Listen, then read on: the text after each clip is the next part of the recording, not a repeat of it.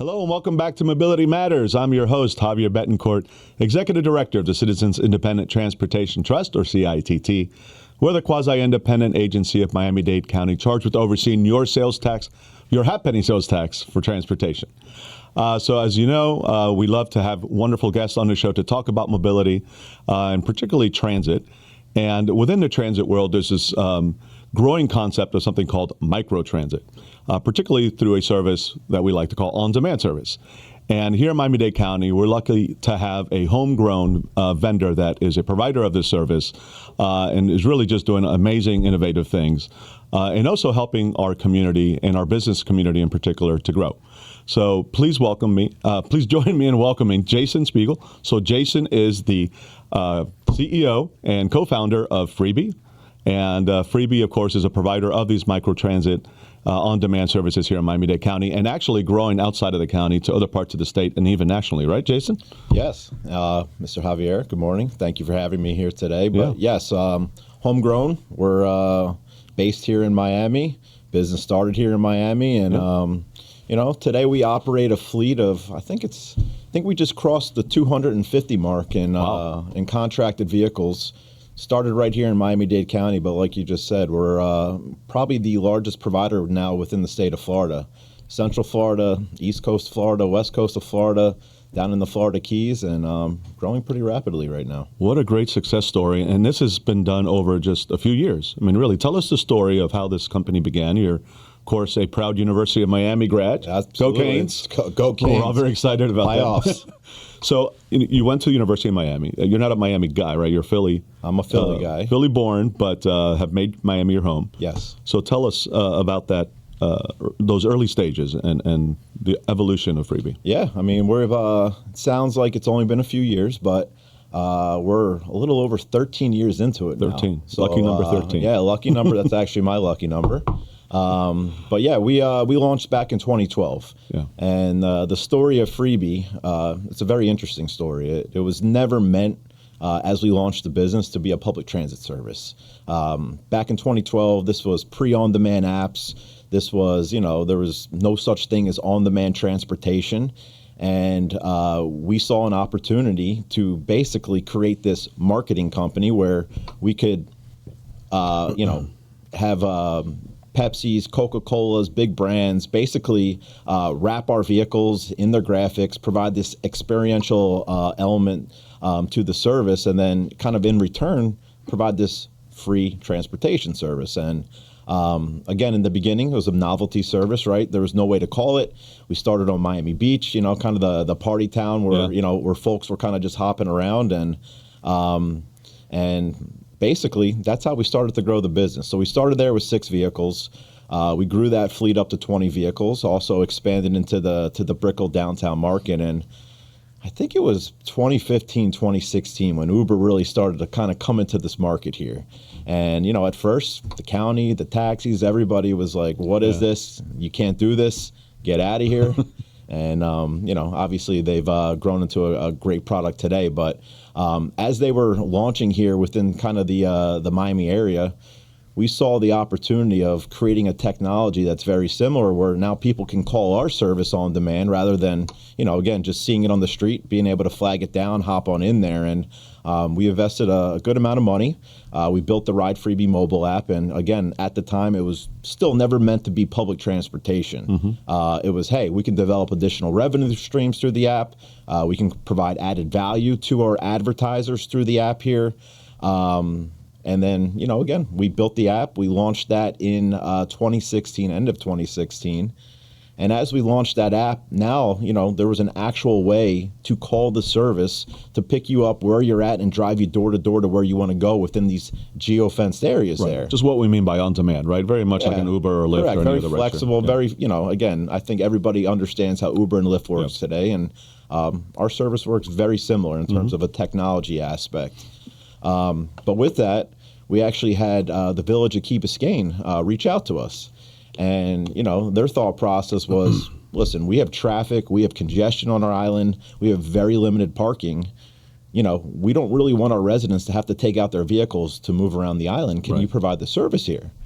And at the time, we said, listen, we would love to, but we just can't generate the same amount of revenue to be able to justify in running the service as we can in a Miami Beach, at downtown, where these big brands want to be and pay, top dollar for it. They need a lot of eyeballs. They need a lot of eyeballs, exactly. And basically they said, well, how about we fund it almost similar to like a public transportation contract, so that we have a set amount of vehicles on the road at all times. We have hours of operation, and basically they gave us a 1-year pilot.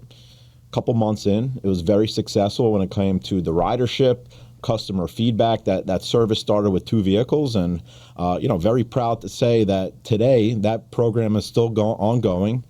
We operate now 9 vehicles on Key Biscayne, moving 10 to 12,000 passengers a month, which is pretty insane for a 13,000 resident community. And there. It was a natural place to start because they love those golf carts in Key Biscayne anyway. That tends to be part of their identity. Correct. And the cars that you had, at least at that time, were very much kind of in that mode, right? Exactly. The gem car, the low speed cars, not golf carts technically. No, the low speed vehicles, yes. Yeah. We still do operate the low speed vehicles there. It's actually one of the few communities still where we're operating they those love vehicles. them, it's a great vehicle for a Key Biscayne community. Yeah. But again, based on that success, right, this was very early on in what microtransit was kind of starting to, kind of pioneer at the time. And, neighboring cities after that saw, wow, that's pretty cool. This is where I jump in, right? So I think that's where you do jump in there. So I was kind of a bit jealous because, I was working in Gables at the time. I'm telling you, even though you know the story, but telling the folks listening, as Director of Economic Development. And Miracle Mile at the time had been torn up as part of the Streetscape project, and our businesses were suffering, right? People didn't want to go to downtown because of the traffic and lack of parking. And we're like, well, let's make it easy to get to those businesses, right? Park outside, or maybe even, be able to pick people up where they live on the periphery and give them that free ride to downtown to support our businesses. And I had seen what was happening in Key Biscayne. I'm like, and Miami Beach. I'm like, these guys would be perfect for this. So that's when I know we reached out and formed that partnership. But I've always been a little jealous that Coral Gables wasn't first, that Key Biscayne beat us to the punch. But that, of course, was a very successful program to the point where even after the streetscape was over and the street had reopened, the demand was so great that the city not only kept the service but expanded on it, right? Yeah, no, absolutely. I mean, it's Coral Gables is another really good success story, again, because not only is it providing a great transportation service within the downtown core there, but it's an economic driver, right? It's getting workers to their jobs. It's obviously getting customers to the doorsteps of these local businesses there. And, something unique about kind of our service that I think kind of really, you don't see this across many microtransit services, is that we really look to build our platform as these localized community guys, right? So we want to promote the local businesses through our mobile app. We have a lot of the great businesses in these service areas offering deals, discounts to the riders to come visit them. But more importantly, we're creating this experiential kind of service that, again, allows people to leave their car at home, obviously reducing traffic congestion, but more importantly, gets them to use public transportation. And I think that's, one of the main benefits of a microtransit service is that, we are that first and last leg, of the public transportation system, that ecosystem there. And if we're able to make it, convenient for somebody to leave their car at home, where they don't have to drive to a park and ride, they don't have to, literally they don't have to think about using their car. That's how you're going to get them to use public transportation there. And it's, if they jump in their car, more than likely they're driving to their final destination there. And we live in a very, obviously, car-centric culture down here in South Florida. And I think, microtransit has proven over the years that not only does it really kind of help the transit-dependent riders that, again, use public transportation, but on the other end, we're getting the choice riders, people that would have never used public transportation. It's like an introduction for them, right? Something that is cool and it's safe and convenient, right? Yeah, exactly. And then once you kind of introduce them through that, maybe now it opens their minds up to other types of transit. Absolutely. Right? No, 100%. You're giving them that true reason that they don't have to use a car. We can connect them to, obviously, trolley systems, to the metro rail systems, to the train stations, et cetera there. And, again, it's not just Freebee, but I think microtransit as a whole over the last 5, 6, 7 years has really kind of proven that this is a mode of transportation Right. that's not only here to stay, but it's going to continue to grow because of the value points that it provides back to the communities. Yeah, and it's part of the larger transportation network, right? So Absolutely. it's not replacing buses or Metro Rail, but it's helping to complement that service and connect people to and from it. That's the big difference, Yeah, right? yeah. Micro transit versus mass transit, right? Yes. They work hand in hand, they're complementary of each other, but micro transit is never meant to replace mass transportation. Sure. It will never. But it plays a very important role within that transportation ecosystem. Okay, so from those early days in Key Biscayne and Coral Gables, a few years have passed. Where are you now? How many communities are you serving? Yeah, What are some of those here in Miami? Yeah, today we're in, I think it's, sometimes we lose count. But we did cross the 50 mark not too long ago. Wow. I think we're up to about 55 communities here throughout the state of Florida. Obviously, Miami-Dade County is, where Freebee was born and raised. So we do have a very large presence here within the county, partnerships with many of the municipalities here within the county here. But I think probably about half of the cities at least. probably 2/3 of the Two-thirds cities. at this point, yeah. Yeah, exactly. I think we're in a little over 20 communities here in Miami-Dade County. And I have to say, okay, well, I'm going to toot our own horn here for a second. So it used to be that you couldn't use the half-penny funds for these types of services. And one of the first things I did when I got there was to have the ordinance changed to allow for it. I saw the benefits of microtransit and wanted the municipalities to have that option. So that's what allowed a lot of these cities to hire Freebee or other vendors and provide that service, was that they're able to use those half-penny funds for that, right? And I think probably all of them are using or funding it either entirely or at least partially using their half-penny funds. Listen, I think you're part of the pioneering of the success of microtransit because, without that, a lot of the communities here just don't have a funding source to provide public transit. And obviously, we all know how important public transit is for the communities, but, also being in Miami-Dade County, right, this is a place where people come and visit, right? Mm-hmm. So people from all across the country are coming down here. They're experiencing this service, and they're going back to their community and saying, we need something like that here. So definitely revolutionary from the, CITT, what you've been able to do kind of from the policy side and, from the municipality counties that are obviously using that half penny. It's been very successful, and it's a very important funding source for all of them to provide a very important public transit service to their communities. Now, I saw on social media, and by the way, you guys are great at social media. I guess that's that marketing background that you started off with. But you just launched a new service in yet another community. Which one is that? Yeah, so or a couple, really, in recent months. So recently, within the last couple months, or just in the last couple weeks here, launched with the city of Miami Gardens. Right. We actually launched our brand new vehicle type there, which is the new Volkswagen ID Buzz. For those who are not familiar with that, very, very cool vehicle. It's the new take on the electric or on the old Love Bus back in the day. These are electric vehicles. They hold 6-7 passengers. They are the perfect microtransit vehicle. So I'm very happy to say Miami Gardens is second community here in Miami-Dade County that is able to experience those vehicles. And then a couple months before that, we launched in partnership with the Wynwood Bid in the Wynwood area. That program continues to grow there.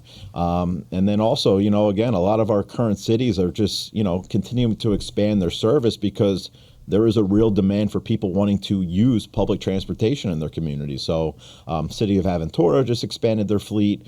And, many other cities here within the county are obviously kind of following that same track. Yeah, I love the iBus, by the way, because A, it's cool. Yeah. And Freebee has always been cool. You've always placed an emphasis on fun, right? And your drivers are excellent and just very engaging. And so the iBus, I think, is just a perfect part of that, brand. Yeah. And I love the additional capacity. Oh, yeah. Right. And it's electric. And you didn't touch on this earlier, but you've been electric from the very beginning. And I think that one of the core principles of the company seems to be sustainability and just being eco-friendly, right? Yeah, no, we, I would say 95% of the fleet we operate today is fully electric. Wow. We launched the business, fully electric, and I would say that was before electric became, the thing to do. But, the reasons we launched it in the beginning was more of a kind of a cost savings. Okay. Less maintenance, not paying for gas, et cetera there. But through the years, we've really kind of understood how important, sustainability is, how important, obviously reducing carbon emission is. I mean, public transportation is the biggest driver of pollution across the world today. Yeah. So if you're getting people to leave their car at home, that's step number one. They're also using an entire electric fleet for a public transportation service. It's a win-win-win for everybody. Awesome. So, okay, let's talk about outside of Miami now, because, again, you started here, but you've really are seeing success now throughout the state. What are some of the areas you're in, and what may be a little different in some other parts than perhaps what we know here? Yeah, I mean, I know you continue to innovate and expand. So typically, obviously, microtransit are kind of more, let's call it smaller type geofence areas, 3, 4, 5, 6, 7 square miles, so not long distance trips. But, we recently, a few months ago, have a new contract with Seminole County, which is in Central Florida. It's the county right above, Orange County, where Orlando is. Seminole County. Ocala? What's like the major city? No, so you have Sanford, Okay. Altamont Springs. That's right. It's a very interesting county, and previously to microtransit, previously to Freebee, there, they've been operating or paying in to operate with the regional transportation provider an entire fixed route system. The problem that they saw was that they were not happy or were not seeing that the ridership, that the costs that that they were paying justified there. Their costs kept increasing really year over year there, and the county commission said, listen, we can do this better. We want to be innovative. We want microtransit really to replace our entire fixed route transit system there, which is pretty crazy, right? This is an entire county, and Seminole County, it's not small. This is 190 square miles. So I think today it's probably the second largest microtransit zone or service here within the country in terms of size. But basically, what we did is we split that county into five different zones. So each zone is about 30 square miles. But the uniqueness of this service is that you can cross to different zones there. So again, this is not a free service. If you stay within a zone, it's one fare. If you cross into the next zone, your fare starts to increase. And essentially, you can go from the top of the county down to the bottom of the county, really for about $14 there. So it's a very, very interesting service. Again, launched just a couple months ago. And ridership and demand is through the roof. I mean, we're doing close to 1,000 riders a day today. We're already adding additional vehicles to that service. So it started with a fleet of 35 vehicles, growing up to 42 here in January, and with plans. Are these the iBuses as well? What are you running there? We are running the ID buses there. ID buses. Majority of the fleet, and then about 25% of our fleet are ADA accessible Toyota Sienna hybrids. Wow. So that seems to be successful. You think that's going to be replicated now? Again, it really depends, right? It's again never meant to replace public mass transportation, but unless it makes sense. Unless it makes sense, exactly. If you have low performing routes, you have declining ridership, and that's kind of one form factor where replacing with microtransit makes sense, because we've been able to really prove over the last 5, 6, 7 years that in those specific cases, not only are we driving higher ridership and better quality of service, but we're doing it at a much lower cost than operating fixed route transit. So the cost per rider drops tremendously, makes it more justifiable to run the service. And again, public transportation is so important in these communities and getting people to their jobs, to doctor's appointments, et cetera, there, that in that case, it made sense because of the low ridership that they were experiencing before.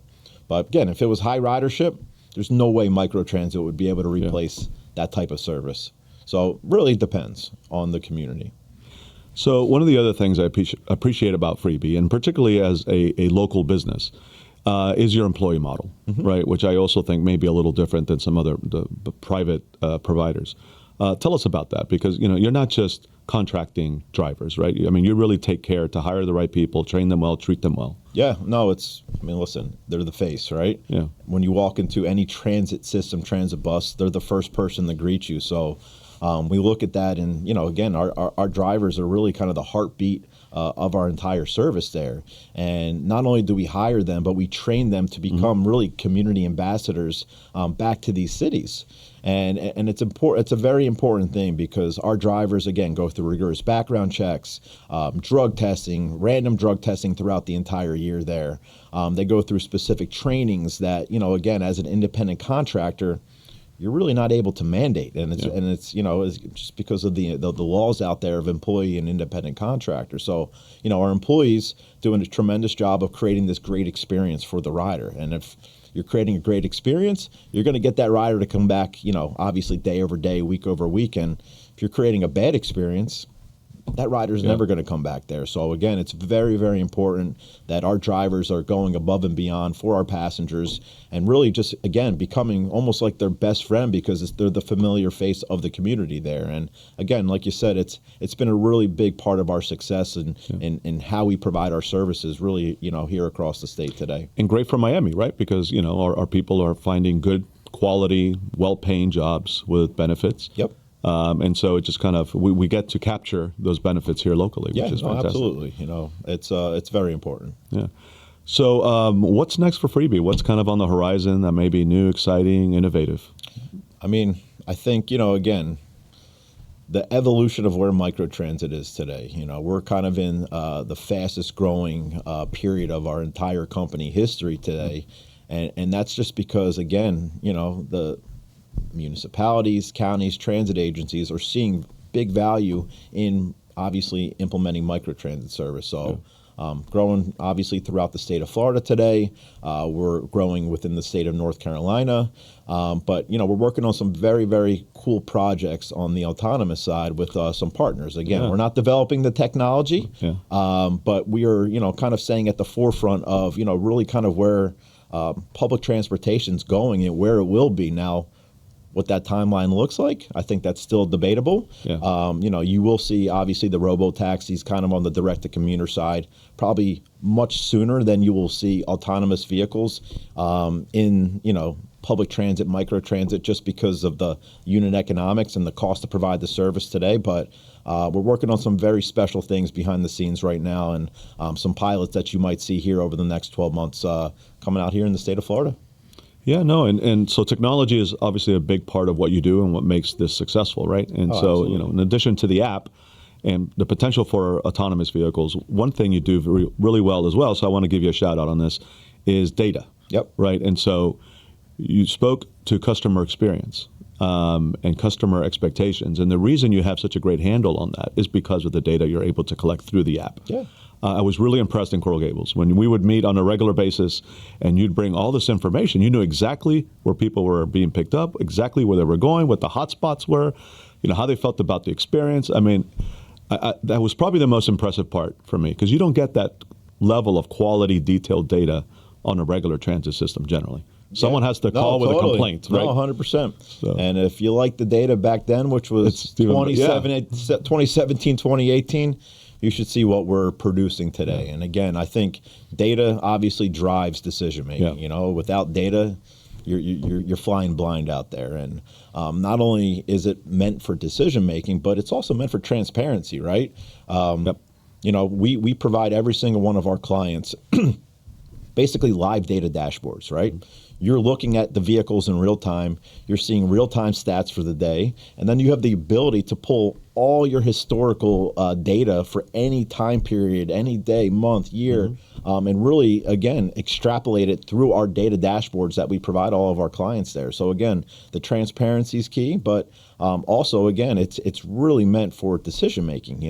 Where is this program going? What times of the day, can we reduce service to have obviously, cost savings there? Where do we need to add more service during certain times of the day? Because again, the demand is just through the roof, and we have a fixed fleet, and again, we can't handle demand during those hours there. So data tells you everything, and it really kind of helps you just become more and more efficient with every single program that we're operating today. So yeah, data is one of the more important pieces to microtransit because we're collecting every piece of data possible and making sure it's used in a very valuable way. You touched on something that I hear a lot of, which is the demand, right? So you're kind of a victim of your own success. Yep. And the more people who use the system, sometimes the longer you have to wait, Absolutely. For that vehicle. But you have, I think, come up with some potential solutions for that. For instance, if you don't have the ability to serve someone within a certain time frame, you're able to push that out to another service. Can you speak to some of those aspects? Yeah, we're working with a partnership, with Uber right now, where, again, kind of like you just mentioned there, during certain periods of the day, if it reaches a certain threshold, a certain type of wait time, we're able to push that overflow ride to an Uber driver through the Freebee app, through the same Freebee platform there. And again, what does that do? Number one, it obviously helps keep a good level of service during those peak hours, which typically are commuter hours, right? And it's important to get people to and from their jobs and to and from appointments there. But secondly, you're able to provide more cost savings back to these clients, because instead of putting a dedicated car during certain hours of the day that could be much more expensive than obviously just pushing a few overflow rides to a non-dedicated fleet, it's a win-win, right? So you're able to serve the customer in a very high level of service, and the client is paying much less and having to put more resources on the street during just certain hours of the day there. So that's again, a lot of new things on the technology front that we're developing.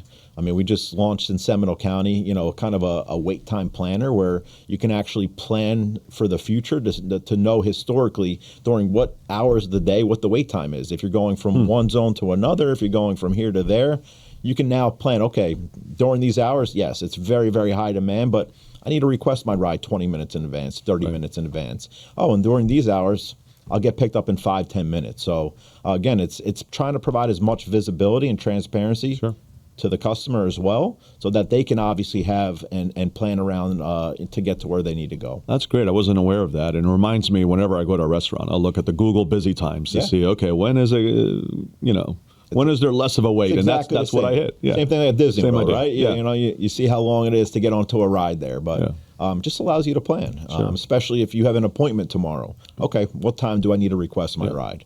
We're obviously always working on new features, new functions to make the customer experience as great as possible.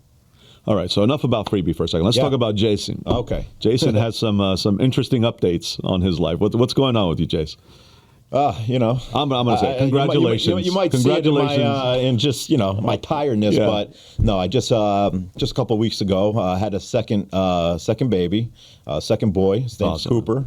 It's amazing. My other son is 3 years old. So for all the parents out there, the challenges that come with having a kind of a toddler and a newborn at the same time. Well, I call it double trouble, man. Double trouble, but we love it. But yeah, I mean, that's definitely been taking up a lot of my time here over the last couple of weeks, and not as much sleep as I usually would like, but yeah, I mean, it's a blessing, and something that my wife and I are just very, very happy about, and they grow fast. Let's just put it that way. My 3-year-old was born yesterday. Dude, I blinked and mine turned 14. So yes, you know better than I do, but very exciting time right now. Well, listen, congratulations, and to you and your wife, and hope you get some sleep soon. So do I. But no, I appreciate that. Thank you. All right. Well, Jace, that's all the time we have on this program, but I want to thank you for being on yet again. This is your second appearance, and we'd love to have you on again as you continue to innovate and expand, and we can learn more about some of those new services as they come online. But I also want to just thank you for being an incredible success story here in Miami. You may not have been born and raised in Miami, but you are now a Miami guy. I am. You've put down your roots. You established your business here. You're hiring locally. Pushing Miami forward on the technology front. And so thank you for not only providing mobility service, but for being a great local business. No, listen, I appreciate you, appreciate the partnership, and again, thank you for having me today. All right. Awesome. Well, folks, that's all the time we have here on Mobility Matters. I want to thank you for tuning in. I want to thank our partners here at Miami's Community Newspapers for hosting us here in these lovely studios and producing the program. Happy holidays. We'll see you in the new year. This is our last show of 2025. And until then, keep moving, Miami.